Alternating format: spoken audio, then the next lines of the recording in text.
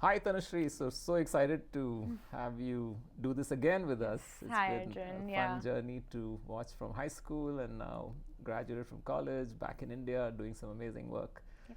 So why don't you quickly give us a rundown of your journey? For sure. Thanks, Arjun. It's also good to kind of connect after that journey. I graduated in 2018 from high school. I went to Emory University for my undergrad, and I studied economics and psychology over there, double majored. Graduated in 2022, after which I worked in economic consulting for a couple of years, and that was based in the US as well. After which I moved back to India last summer and did a little bit of a pivot in my career, and now I'm working at a social impact consulting firm, and I've been here for less than a year. So that's the That's journey fantastic. so So far. consulting itself is such a interesting and coveted field for many of our students who've been economics majors or even Yes. business majors. How did you think of this to culminate as not social impact consulting, but in general consulting for businesses Yeah. or organizations? How did it all begin? Do you think that the economics program helps in some ways? Are there other resources on campus at Emory that nudged you towards this career? Yeah, I think it's a good question. For me, it was about keeping options open and getting to see a wide variety of industries and kind of job roles before I decided to narrow down on something. So, whether that's within economic consulting or social impact consulting or even strategy consulting, which is your McKinsey, Bain, BCG, I think that theme comes through that you're working with multiple clients on multiple different types of projects. So, for example, the work that I do right now, it is strategy consulting in the social impact and nonprofit sector. So I work for CSRs, philanthropic funds, and nonprofits directly, and we help them figure out what their strategy is going to be in terms of if they want to release funding in a specific space, if they want to do some kind of research, let's say climate focused or education focused, or if they want to even understand they have like X amount of CSR money, they want to, let's say, collaborate with government and come up with a project that benefits nonprofits. So, like multiple different actors, how do we help make that happen? So, I think that theme of consulting, where you're working with different people and you're working on different types of projects, has come through over here. As for Emory and what you said for how I got to this point, yes, I think economics is something that helps because when I was going through college, I was mostly focusing on what my areas of academic interest would be. And I found that doing doing economics and psychology, both were things I picked purely out of academic interest. And then once I got to, let's say, junior year or senior year, and I was thinking a little bit more seriously about what I wanted to do after college, I realized that I wanted to continue uh, exploring multiple things. So, economics, for example, led me into either doing more business oriented work or doing more research and academic oriented work or even doing more public policy or I don't know, government focused work. And that is how I, as a candidate, was attractive to consulting firms as well, because I had the kind of profile and academic background that could be leveraged in either of these directions.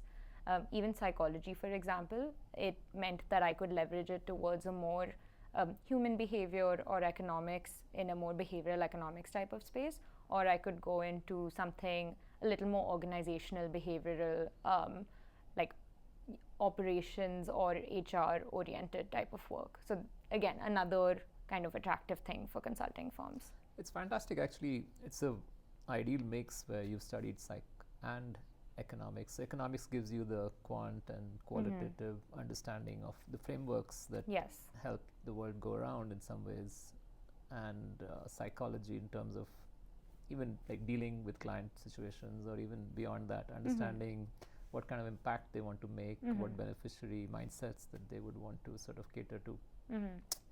So, if you were to dig deeper and name or explain certain skills that you picked up along the way, and then you also realized going into your first job or now at Britspan, what are the skills that are really crucial for a consultant?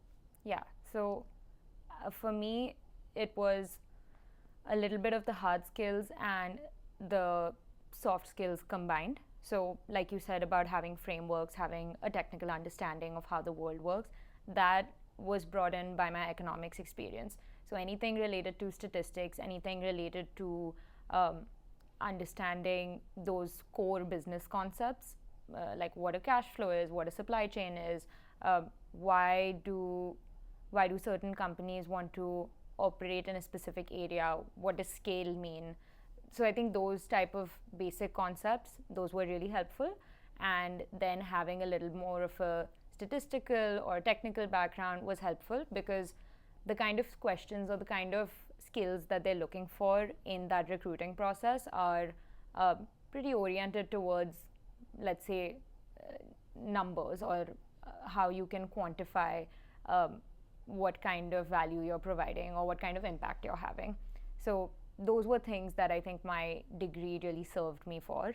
And when it comes to the soft skills, that was more about how I can present myself, how I'm able to interact with other people at the organization, whether I have any leadership skills. And those didn't come out as much in my degree, but I think they came out a little more in the extracurriculars that I did during my time at Emory. Yeah, I hear that pretty commonly with students who made it to top consulting jobs. There's always that extra side, which is extracurriculars, which becomes the main thing as a deal maker for many of the interviews and selections. So when you look at the process, schools like Emory have consulting clubs. Many universities or students who are listening might be going to universities which don't have such resources. What is it that those clubs do, and how can a person who's not getting those opportunities even mimic or sort of create those experiences for themselves? Yeah.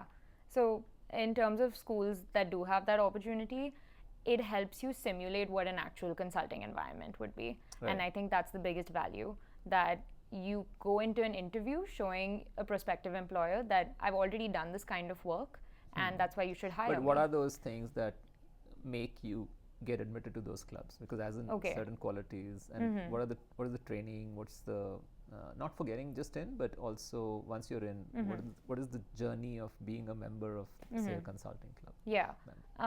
So I think it starts out with being able to interact with as many people within that club. Usually when you go into an extracurricular club or a consulting club, you don't have a ton of other extracurricular leadership experience, because let's say you're getting into it as a freshman, as a sophomore. So what they evaluate you on is mostly how much you interact with other people in the club informally. And let's say you go for their networking events, and you go and you set up conversations with the leadership of those clubs. So that's one way to get started. Then in the interviews, being able to speak intelligently about what consulting is and what kind of projects you may already have worked on. So let's say I'm an economics student, I did an industrial organization class and I did a group project. So what kind of leadership did I demonstrate in that group project? How was I able to translate some of my research into an insight that I then presented to my class? So things like that. If you do well in those conversations, I think you get to be a part of that club. And as you're part of that club, you basically do mock projects, or you do like practice projects for clients that may or may not be real. So what I mean by may or may not be real is sometimes you're getting a simulated project where this is not a business that operates in the real world, but oftentimes you get to work with, let's say, a startup, and they can't afford to pay real consulting fees. So they come to students and they come to university consulting organizations that already have a good reputation. 180 Degrees Consulting, for example, they have a reputation that extends beyond the academic and university circles that businesses would actually want to come and get insights from. So those are also projects that work as real world experience for you. And once you demonstrate some kind of success, and success over here is defined by, okay, I was able to look at whatever the problem a client was facing and give them a solution that actually worked for them, you can then use that as an example in whatever recruiting process you're going through for a full-time role. So that's how, like, the, I guess, life cycle of you as a student consultant is, and that's how you can leverage it, mostly through showing your interviewers that I have done this kind of work before, and that's why you should take me. The other thing, I have friends who recruit and are partner level people at consulting firms. They often say that yes, these university experiences are good, but very often the student is prepared to think like an associate and not like a junior analyst. Whereas we are recruiting for a junior analyst. So you see that misconnect, and then that's where the human skills matter. How do you come across as someone who is coachable? Yes. Someone who's a good listener, someone who can collaborate and work along and not just have opinions right from the get-go. Yeah, true. I can see why that would be a problem. I think that's why your classes prepare you. And that's why being a little intelligent about the courses you're picking and a little strategic about, okay, I'm going to do that 101 statistics class or the 101, let's say, accounting planning class, to then demonstrate that I can take up a leadership position when necessary, but because I have a foundation for some of these skills, we can also build on those foundations, and I'm also able to work at an analyst level, like you said, someone who's just going to be in the weeds of the numbers, who's going to be in Excel all day and can put that all out for you. So it's an interaction of having a demonstrated experience through your coursework, and then the human skills of communicating that in an interview, that because I've done all of this kind of work in my academic setting, I can do that work for you as well. Sure. So come to think of it, there are so many misunderstandings about different careers. Like when young people kind of vision their life in a certain role, it may or may not be accurate, right? So what are the common misunderstandings you saw while sort of pursuing consulting and now social impact consulting? Yeah, I can speak to my personal experience in that I started out in economics consulting because I thought it would help expose me to a lot of different types of industries, and it did, just not the way I wanted to, because it exposed me to, let's say, pharma or automotives or even big tech, but I was doing work for them which was on the legal side of things. So on the legal and mergers and acquisitions and that type of work, it was very analytical, and I got exposure to all of these industries, but maybe it wasn't the most it wasn't something that I could build on as much and convert to the next opportunity, because I'm not particularly interested in, let's say, law or getting into M&A or even doing a PhD in economics. So the one misconception is that consulting keeps your options open, but it only keeps your options open if you already want to get onto a certain kind of path. So that's the thing I realized in my experience with economics consulting, and that's why I left, because I realized I was getting exposure to all of these different industries, but not in a way that was meaningful for me and for my career. Sure. So now we'll switch gears about lifestyle of a consultant. Like, very often we look at law and iBanking and consulting as a group where you don't have a life. Yeah. So mostly Mondays to Fridays, many of them are also working on Saturdays on their own, some projects just to catch up. Could be 15-16 hours a day work days, and hardly like it's kind of a then you add travel rat or whatever race else. A little bit, yeah. So be on the hamster wheel. So is that something to worry about in your profession, or you think people know how to pace it well, and it's up to you how much you want to do it? Yeah. So I've experienced this as well, and to some extent, it is beyond your control, and it's a little bit something you go in with your eyes wide open, knowing that there are going to be very long days, there might be some weekend work, and the whole reason you're getting paid as a consultant is to be available. So there could be days where 9 to 5 you don't have any work, and then 5 p.m. you get a request from a client that you need to send back to them by 10 p.m. on the same day.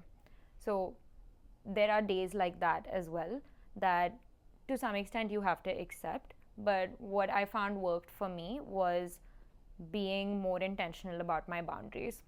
So there are times when, yes, you might be receiving requests and you might be getting work beyond, let's say, your normal working hours.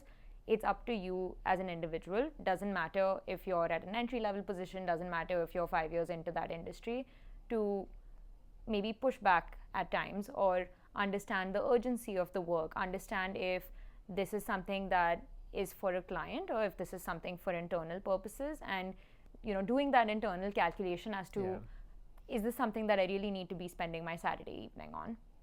So I think doing a little bit of that internal calculus is a way to stay sane within consulting, while also keeping your eyes wide open that if I get into this industry, I know what I'm signing up for to a certain extent. Absolutely, and you have so many other things to do. Yeah, I've known you 100%. since school. Everyone should have and has. Yeah, and I mean, it's just that I want to live a full art, life. Dance, so tell us a little bit more about things that you're exploring once you're back in India now. Yeah, so I think what's been great in India is that a lot of things that were inaccessible to me in the US that are very integral to Indian culture are now available to me again. I'm a classical dancer. I've been doing Bharatanatyam since I was 5 years old, but it's something that I wasn't able to pursue to the extent I wanted to when I was in the US for 7 years. So now that I'm back, I've really been actively trying to perform again, essentially. I've done a bunch of dance festivals. I have performed for cultural festivals as well. I had a show last month. I have something coming up a few weeks from now. So being active in that space, being engaged, I'm auditioning for a couple of national level certifications within this field. So mostly teacher, master level training. Yeah, more than teacher, I think you get this like performance certificate that then acts as a signal to other platforms that this is someone who's certified to a certain level. Okay. Yeah. So you could perform at those a specific at a, let's say, venue of prestige or an international, or you get invited to certain platforms. So that's something I'm working towards. It takes a lot of time, of course, because any kind of skill or any art form that you want to perfect doesn't happen overnight. You have to be consistent with it. So coming back has given me the opportunity to meet or reconnect with people who I used to do this kind of work and culture with and be consistent with it all over again. So that's been really fantastic since I got back. Have you also noticed that so many more people are coming back by default? Whatever visa restrictions, borders or jobs Absolutely. not being enough to take care of all expenses, quality of life reasons. Sometimes people are thinking of choices in terms of perhaps India is offering a better quality of life, not the better quality of air for sure, but what do you think has then led to meeting such people who are now back, who are craving for human connection of a certain, let's say, similar-minded group? Yeah. Do you think there's more opportunities to do that now for you? I've been struggling with that. Okay. Yeah. I've been struggling with it a little bit. That's what's something we want to fix. Yes, I think that's a gap that if someone was giving me a platform to meet such people, I would be there.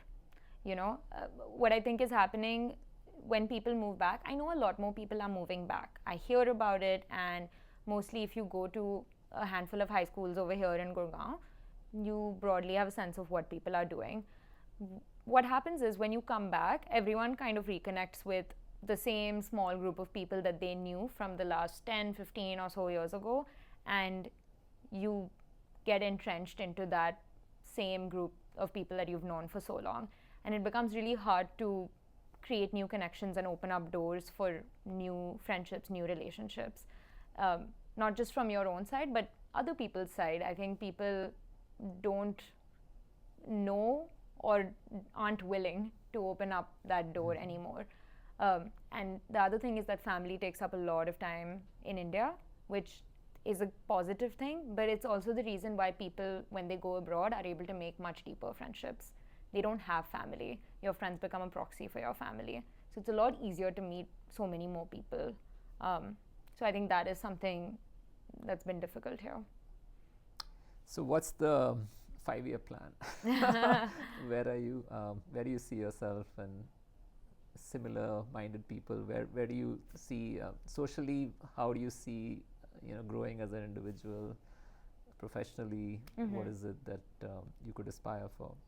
Yeah, so I want to grow in the impact space. I think now that I've made this transition, I'm more aligned in terms of my personal values with the kind of work that I'm doing. So I definitely want to be here and grow here. I don't know if consulting is going to be a very long-term plan for me right now. The reason I got into my current organization is because I wanted to see what's out there from an impact point of view.